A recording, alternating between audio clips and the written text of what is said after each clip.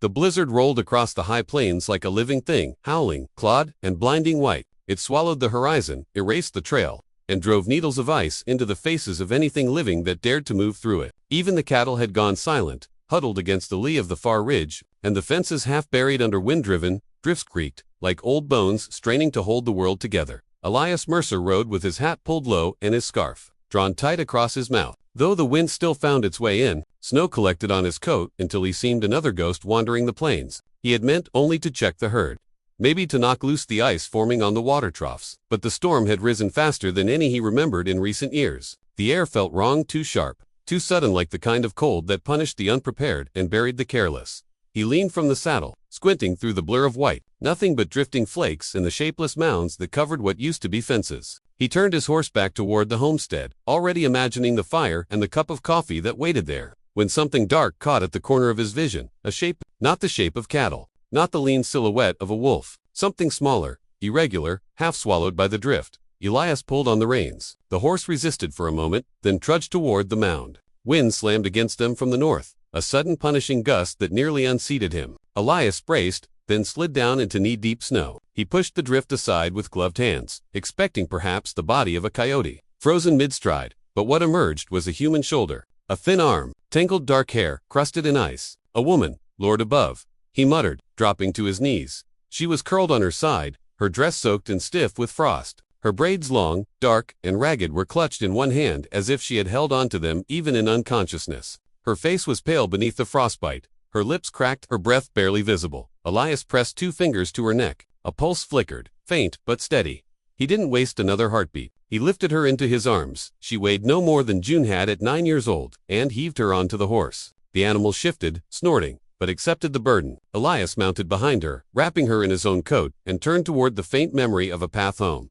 Snow battered them the entire way, flattening the world to a gray-white haze. Elias gripped the reins tight with one hand and held the woman upright with the other. He couldn't see the homestead until he was nearly upon it, the roof sagging under snow, the lantern in the window struggling against the wind, and the barn nearly disappearing behind a veil of white dot. June opened the cabin door before he even called out. 12 years old, slight as a reed, she looked out at him with wide, dark eyes. Her hair hung loose down her back, the way her mother had worn it when she didn't bother with braiding. She called over the storm. "Who's that?" "A woman," Elias answered gruffly as he carried her inside. Found her down past the old north fence, near frozen through. June stepped back, worry tightening her brow. Elias kicked the door shut behind him, sealing out the roar of the storm. The cabin's fire crackled in the hearth, the smell of burning pine filling the air, but the warmth barely seemed to reach the newcomer. Elias set her on the cot near the fire. Her eyelids fluttered, her lips moved, though no words came out at first.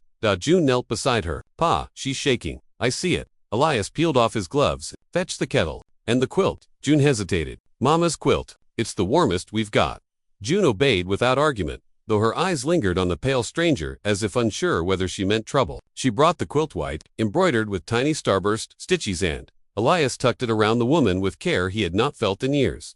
The woman murmured again, voice barely a whisper. Elias leaned closer. "They're coming," she breathed, a tremor running through her. "Please, don't let them." Her words drifted off into a fevered shiver. Elias drew back slowly, jaw tightening. He didn't know who they were, and he didn't like the dread he felt pressing into the edges of the room. June poured hot water into a tin cup, and Elias lifted the woman enough to let the steam warm her face. She stirred faintly, eyes opening only long enough to reveal fear, a deep, hunted fear that unsettled him more than any enemy he'd faced in his life. "What happened to her?" June whispered. "I don't know," Elias said, "and we won't ask tonight." Snow beat against the shutters. The wind moaned like a grieving spirit. The storm was tightening around the cabin, cutting them off from the world, sealing them in with this stranger who brought her terror with her. Elias moved to the door and propped his rifle beside it. Instinct, pure and simple. Trouble followed those who fled with that kind of fear. He had seen it before. He had survived it before. He glanced back at the cot. The woman's breath had steadied. Her braids, thawing slowly, draped over the quilt like dark ribbons of a life half. The firelight played along her face, revealing a scattering of freckles. Beneath the frostbite and a jawline tense from years of bracing against the world, June sat cross-legged beside her, clutching her knees, watching her with the solemn curiosity of a child who had already learned the world took more than it gave. She whispered, "Is she gonna live?" Elias looked at the woman again. Something in him shifted, an unwelcome stirring in the hollow place grief had carved years ago. He said quietly. "She will." June relaxed. "Good." Elias set another log on the fire and settled into the rocking chair his wife once used. The wood creaked beneath him. familiar, grounding. He kept the rifle by his side and watched the door. Though he didn't know what he expected to come out of the storm, the cabin felt smaller than ever. 3 breaths warming the same air. 3 heartbeats echoing in the silence between gusts, and in that fragile hush, Elias realized something he didn't want to admit. Taking her in had already changed him. Even if trouble followed her, even if danger lay just beyond the storm, turning her away had never been an option he would have taken. Not anymore. The storm passed by morning, leaving the world glazed in ice and silence. Sunlight broke through the thinning clouds, scattering across the snowfields like shards of glass. The Mercer's cabin sat hunched against the cold, smoke rising from the chimney in thin wavering ribbons. Inside, the fire still glowed, though its heat had softened into a slow, steady warmth. Mara woke with a sharp inhale, as if surfacing from deep water. Her eyes flicked around the room, dazed. Elias sat on the far side of the hearth, sharpening a knife against a whetstone with long, deliberate strokes. June occupied the table, drawing in a dirt-smudged ledger, her small boots dangling inches from the floor. Everything was still, except the whisper of stone on steel.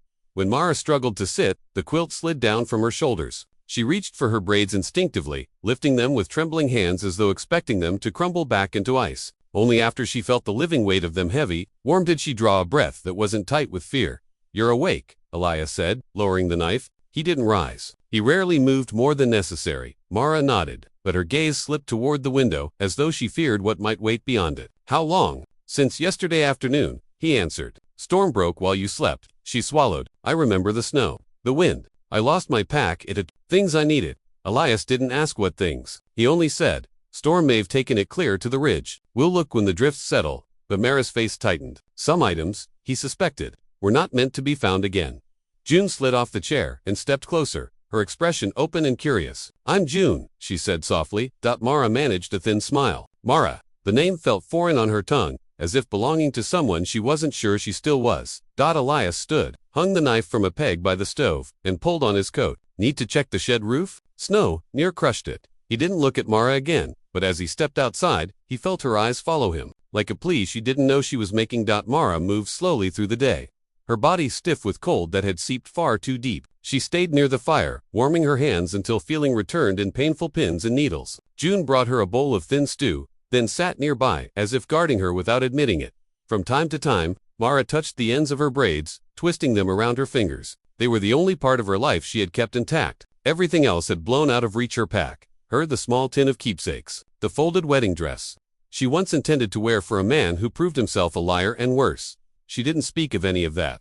Not yet. Not while her voice felt fragile enough to break.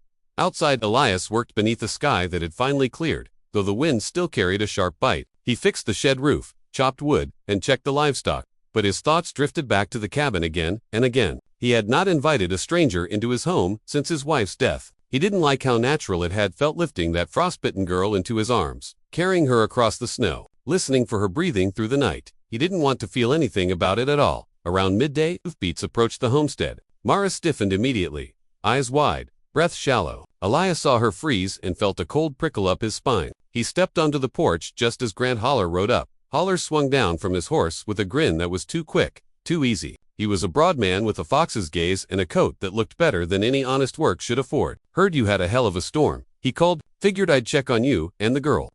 "I didn't ask," Elias replied, blunt as always. Holler laughed like it was a joke between old friends. Then his eyes slid past Elias, toward the doorway where Mara stood half hidden behind the frame. "Well now," Holler drawled. "Didn't know you had company." Mara drew back instinctively, stepping behind Elias's chair. Her fingers clutched the backrest until her knuckles whitened. Elias noticed everything: her trembling breath, her flinch at Holler's voice, the way she scanned the tree line as if mapping escape routes. "She's resting," Elias said, placing himself squarely in Holler's line of sight. Holler raised both hands in false surrender. "Just being neighborly." Elias didn't answer. The silence stretched long enough for Holler's smile to falter. At last, the man swung back into his saddle. "Well, you ever need a hand? I'm not far." He rode off with a little too much speed, leaving Elias watching the trail long after he disappeared. When Elias returned, inside, Mara stood very still, her breathing shallow. June hovered beside her, a protective crease in her brow. "You know him?" Elias asked quietly. Mara shook her head. "Men like him. I know the type." It was all she said. It was all Elias needed to hear. As evening fell, the wind rose again, though the sky remained clear. Mara helped June slice potatoes for supper, but her hands shook each time the wind rattled the shutters. Elias watched from his place near the hearth. arms crossed, feeling a knot tighten in his chest after supper. When the fire dimmed and June had gone to her small room, Mara sat by the stove with a cup of coffee cupped between her palms. Her voice broke the quiet. "Do women survive out here?" she asked. "Alone, I mean?" Elias didn't expect the question. He turned the coffee tin in his hands and said, "Folks survive what they must." She stared into the fire, as though trying to decipher some truth hidden deep within it. A faint nod was her only reply. Night sank into the cabin slowly, the fire's glow stretching long shadows across the floor. Elias drifted near sleep in his chair when a sharp cry shattered the quiet. Mara. He rose instantly. She writhed beneath the quilt, trapped in some nightmare, her face twisted in terror. The collar of her dress had slipped, exposing old bruises along her shoulder, yellowed remnants of hands that had gripped her too hard.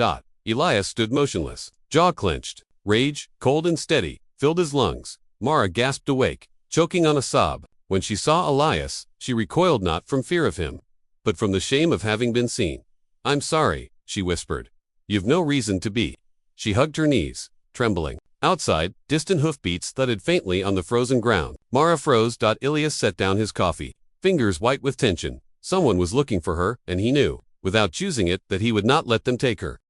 By late afternoon, the sky had changed. The high clouds gathered low and thick, not with the soft, muffling promise of snow, but with something harsher, gray-brown veils of sleet dragging across the plains. A hard storm was coming, the kind that stung skin raw and turned the world into a rattling drum of ice. Elias worked with a deliberate urgency, checking the horses, securing tools, and tightening shutter slats that had loosened in the last blizzard. The wind carried a bitter edge that made the air feel metallic on the tongue. Even June sensed the shift. She helped stack firewood close to the door without being asked, her breath forming pale clouds in the cooling dusk.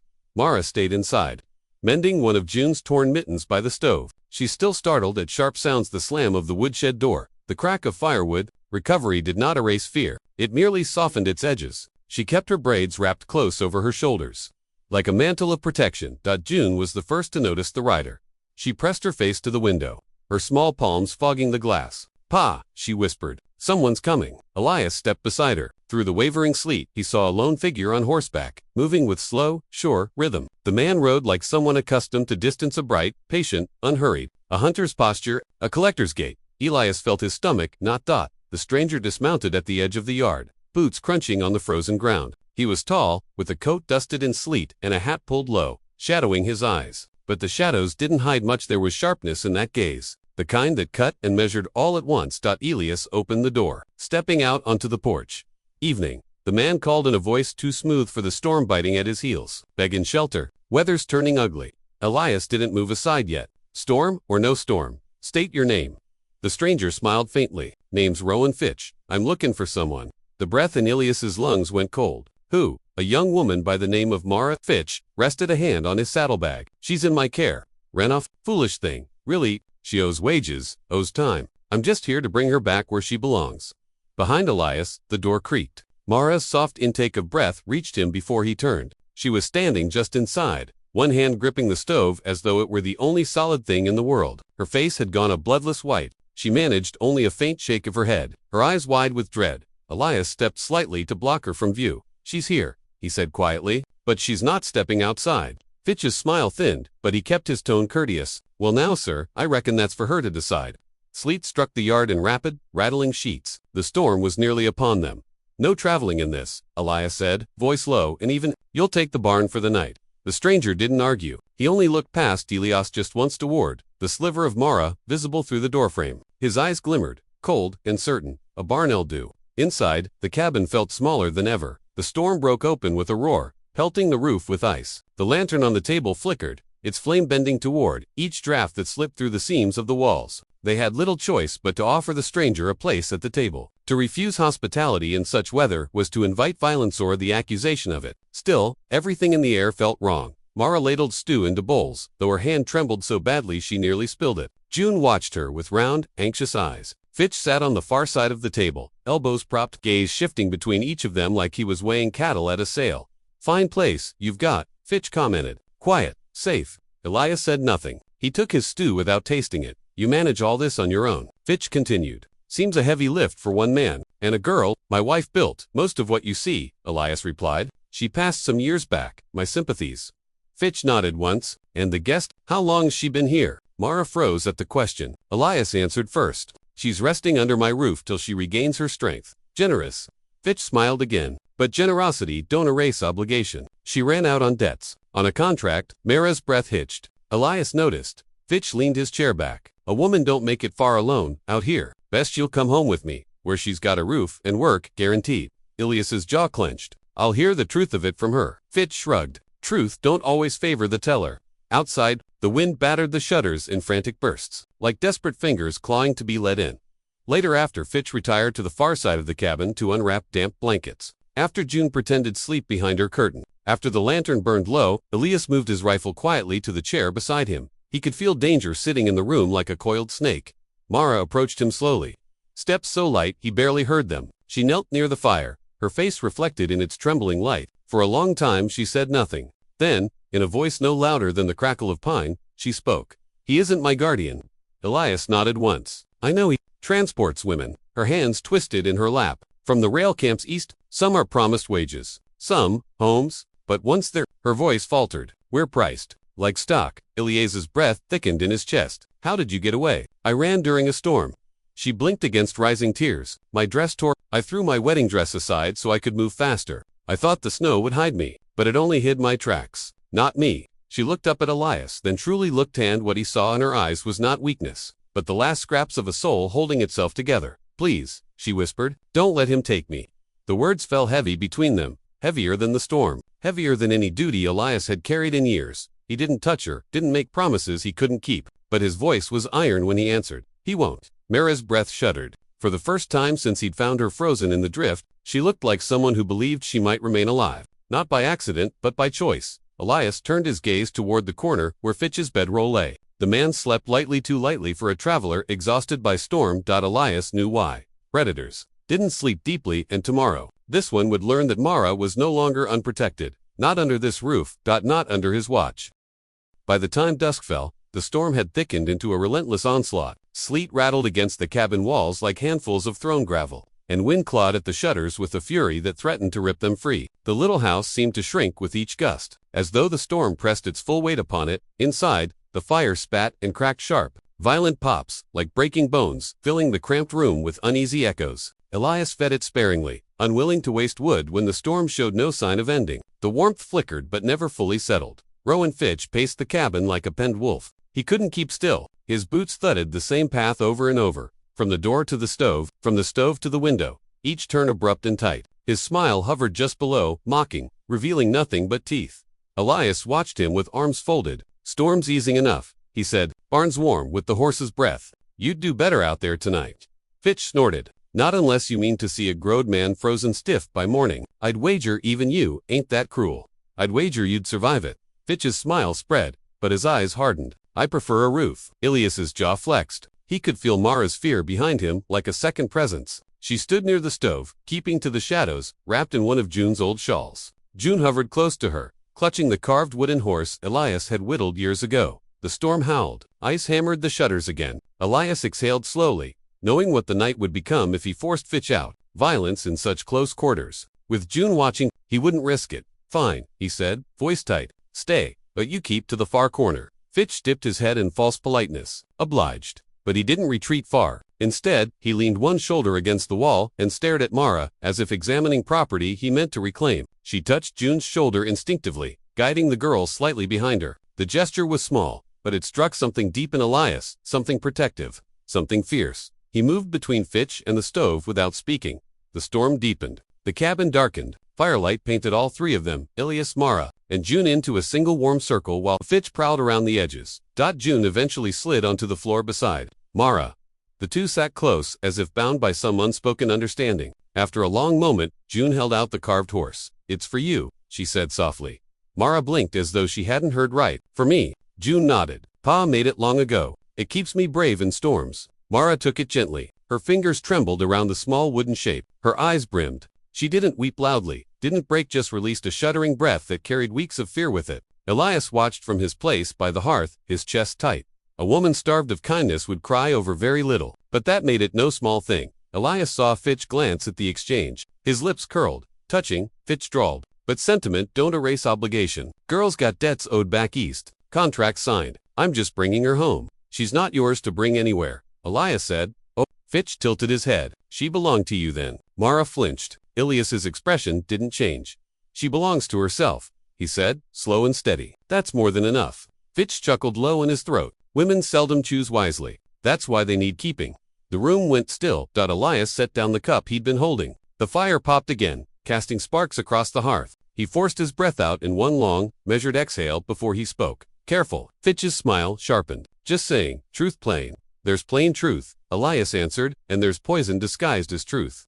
Mara looked at him then, not with fear, but with something quieter, deeper. Gratitude wrapped in disbelief. Her fingers tightened around June's carved horse. Elias turned away before he could. Read too far into that gaze. To diffuse the brewing tension, Elias fetched a bottle from the high shelf. It was harsh, whiskey bitter, smoky, the kind only a lonely man kept for winter nights. He poured 2 tin cups and handed one to Fitch. Fitch sniffed it, shrugged, and drank. Strong, he said. Meant to be, Elias replied. They drank in silence. The storm pressed harder. Fitch's gaze drifted again to the rifle propped by the rocking chair. Fine weapon, he commented. Old, but sturdy. Shoot straight. Straight as judgment. I've met judgment before.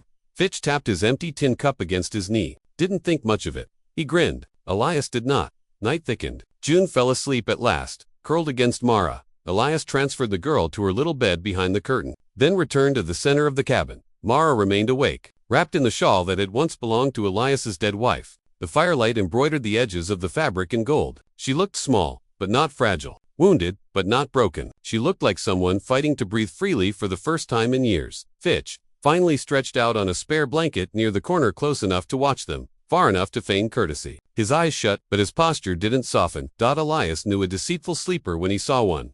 The rocking chair creaked as Elias lowered himself into it. He laid the rifle across his knees, checking the chamber with deliberate quiet. Satisfied, he leaned back and let the chair sway gently.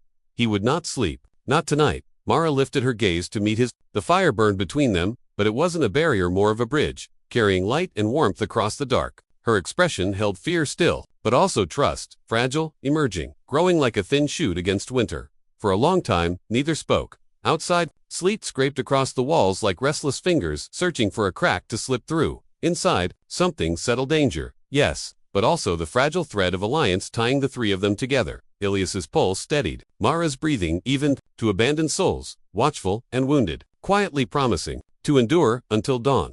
The storm could rage all it wished it wasn't the only force. Inside that little cabin, in Elias, a part of himself he'd buried with his wife, he would not let Mara face the darkness alone.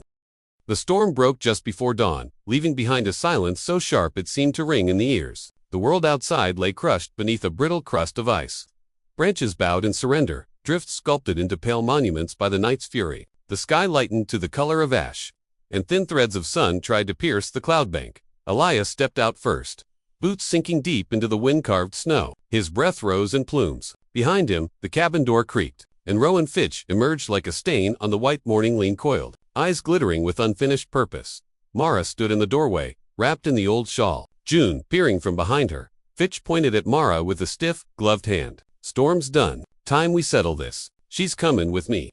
No, Elias said, not loud, just true. Fitch laughed. Your say don't matter. Contract's mine. Elias turned slightly, his voice steady. June, take the horses to the far corral. Now, June hesitated, only a heartbeat before obeying. Her boots crunched across the frozen yard. Fitch watched her go, annoyed. So you mean to stand between me and what's owed? He said, I do. Mara clutched the shawl tighter. Fitch's gaze snapped to her. Girl, he barked, get over here. He stepped forward to seize her arm. Elias moved before thought, before breath. His hand clamped around Fitch's wrist, wrenching it back. Don't put your hands on her. The two men stared at each other, the frost between them steaming with heat. Fitch snarled and swung first. Elias dodged enough to keep the blow from staggering him, but not enough to avoid pain. Snow scattered around their boots as Fitch lunged again, this time with a flash of metal, small, sharp, wicked. Mara gasped. The knife caught a glint of morning sun before Elias knocked Fitch's arm aside. The blade sliced through the edge of Elias's coat, grazing the skin beneath. Elias grunted, stepped in, and rammed his shoulder into Fitch's chest. They fell into the snow, rolling, choking on the cold. Fitch slashed wildly. Elias caught his wrist, driving it into the ground with all the strength of a man who had dug graves with his bare hands. The two thrashed, breath tearing in and out like animals locked in a snare. Snow flew up in bursts, settling on their clothes like the dust of a battlefield. Fitch twisted, elbowing Elias's ribs. Elias gasped at the sharp bite of pain. The knife came close until Elias heaved. kicking the man off him. His rifle lay several yards away, half buried in snow. Mara saw it first. Her legs felt weak as reeds, yet she ran. She knelt, fingers closing around the cold metal. She lifted it awkward, trembling, but Fitch and Elias were locked again, too close for her to take a clear shot. Her breath hitched, panic rising. She couldn't fire, but she could do something else. Fitch, she screamed, voice cracking like a whip dot. It was a sound born not of fear but fury, raw, commanding, impossible to ignore. Fitch turned his head. It was all Elias needed. He drove his fist into Fitch's jaw. The man reeled. Elias surged forward, grappling him down, wrenching the knife from his grip. He pinned Fitch in the snow, wresting control inch by inch, until the man's strength broke beneath him like a rotten board. Elias bound Fitch's wrists with a length of rope kept by the woodpile. Fitch spat curses, eyes wild, but he was beaten. The cold air vibrated with the sudden, jarring quiet of an ended fight. Elias rose slowly, chest heaving. Blood welled in a thin line beneath his torn coat, but he ignored it. Mara dropped the rifle and rushed to him, her shawl trailing over the icy ground. "Are you hurt?" she whispered. "Only a scratch." Her hand lifted, hesitant, then settled against his cheek. Snow melted under her touch. Her eyes shimmered not with fear, not with gratitude alone, but with recognition. As though she saw, clearly now, the man who had stood between her and darkness without expecting anything in return. "Thank you," she breathed. He swallowed. There were no words. He trusted himself to speak. Behind them, June approached, thin arms wrapped around herself, eyes wide. Elias put a hand on her shoulder with a quiet reassurance. "It's done." He dragged Fitch to the shed, locking him inside for the journey to town. The horses stamped nervously, but the storm had passed. The world was washed clean in frost. Inside the cabin, warmth rose again from the fire. June sat close to Mara, clutching her hand as if to anchor her to this place. Mara's breathing steadied. Her shawl glowed in the morning light, soft golden, almost holy, like a blessing given by a woman long gone. Elias stood watching them with a strange ache pulling at his ribs. Mara brushed June's hair back gently. "Your father, he's a good man." June nodded, as though this truth lived at the center of her world. Mara looked down at the carved horse in her lap. "I've never had a place that didn't try to break me," she murmured. "But this land, this cabin, even the cold Hirat feels honest." Elias knelt by the hearth, adding a log. "Honesty's about all we can promise," he said. She met his gaze. "Then I wish to earn my place here, if you'll have me." Her voice was quiet, but not fragile. There was a new steadiness in it, like someone stepping out from shadow into morning. Elias felt something shift inside him. A door long shut opened just a sliver, letting in a slant of light he hadn't expected, didn't seek, yet couldn't deny. "It's your choice," he said. "Not mine. Not any man's." Mara nodded, a tear slipping down her cheek, not of sorrow, but release. "Then I choose to stay. I choose a life I can build with my own hands." The words settled, warm as firelight. Outside, the wind had calmed. The land glittered beneath the climbing sun. The world had cracked open overnight, and through its fractures, something fragile and bright began to grow. Hope quiet as breath, steady as dawn.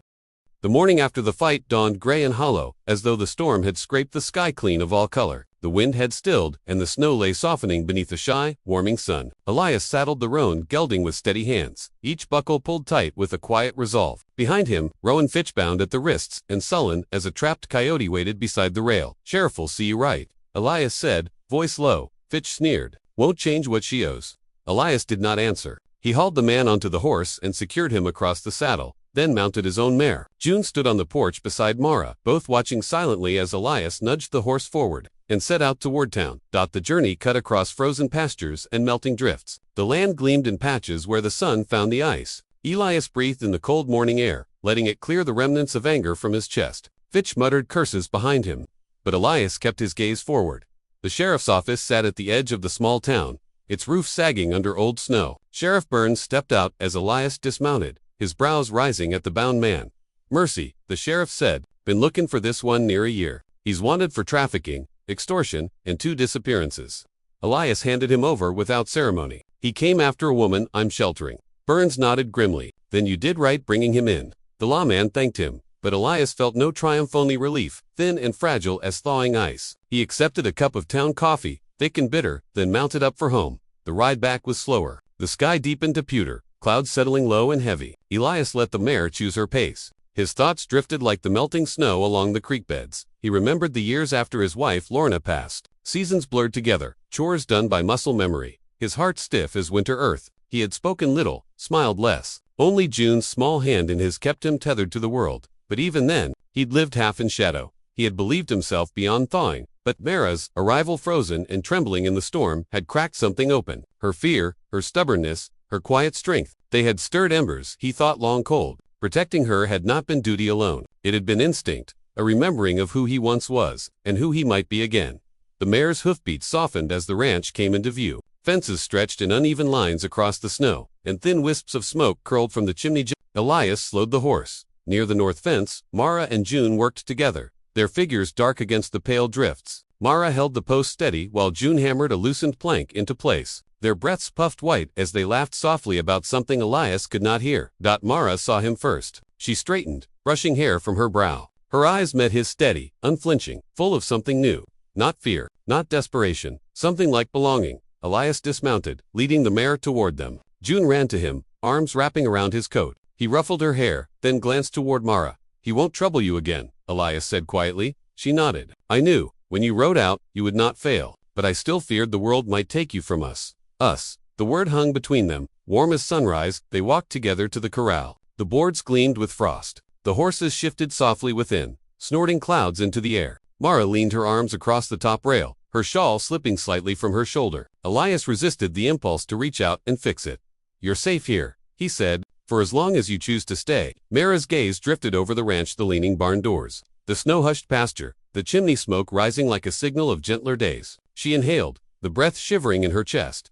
"I don't want refuge," she said. "Not any longer. I want roots. I want a place where the land knows my footsteps, where I can work and grow and be more than what fear made me." Elias's throat tightened. "Then stay," he murmured. "Stay as long as your heart bids you. This land has room for new stories." She turned toward him. "And do you?" The question trembled but didn't break. It wasn't an ask for promises, only for truth. Elias looked at her fully then, at the strength returning to her eyes, at the Lorna's shawl resting across her shoulders like a bridge between past and future. He felt the old ache of grief, but softer now, touched with light. "I have room," he said, "and time, and patience, if patience is what you need." A faint smile touched her lips, small but sure, the kind born from long empty ground, finally receiving rain. As dusk settled, they returned to the cabin. Elias settled into his rocking chair on the porch while June curled against his side, drowsy from the long morning. Mara sat on the top step, the shawl wrapped around her like a story reclaimed. They watched the land darken under a gentle twilight. No words needed, filling the quiet. The silence belonged to them, shared and peaceful. Inside, the fire glowed through the windows, brushing the walls with amber warmth. Outside, the world exhaled, no longer hostile, but hopeful. Snow dripped from the eaves in slow, patient drops. Wind rustled softly through the frozen grass, carrying with it the scent of wood smoke and the promise of spring. Elias rocked slowly, the chair creaking its old comforting rhythm. He looked at Mara, her profile softened by the fading light, her hands resting calmly in her lap. He had not expected a second chance at family or at life, but here, on this porch, with dusk settling, peaceful, and the shadows gentle instead of heavy, he realized he had been given both, and Mara, who had arrived on the edge of death, realized she had found not rescue, but home, a place where the fire burned steady, a place where she could begin again, a place where the future waited with open, quiet hands.